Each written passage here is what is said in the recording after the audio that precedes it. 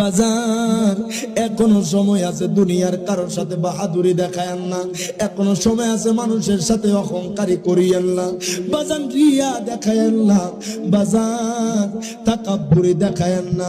এর বাজানলে আপনি যখন মারা যাবেন দুনিয়ার কেউ আপনার আপন হবে না, আপনার বাবা আপনার আপন হবে না, আপনার ভাই আপনার আপন হবে না, আপনার বোন আপনার আপন হবে না, আপনার মা আপনার আপন হবে না বাজান। মরণের যন্ত্রণা কত কঠিন হবে, আপনার বাবা আপনার মরণের যন্ত্রণা ভাগাভাগি করবে না।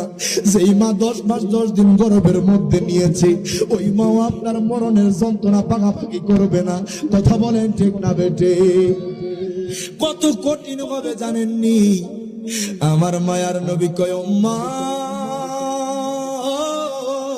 মারহাবা কোন ওই উম্মত, মরণের যন্ত্রণা কত কঠিন জানেননি উম্মত? যেই ব্যক্তি মরণের যন্ত্রণা ভুগেছে, যেই ব্যক্তি মারা গেছে সে জানে মরণের যন্ত্রণা কত কঠিন।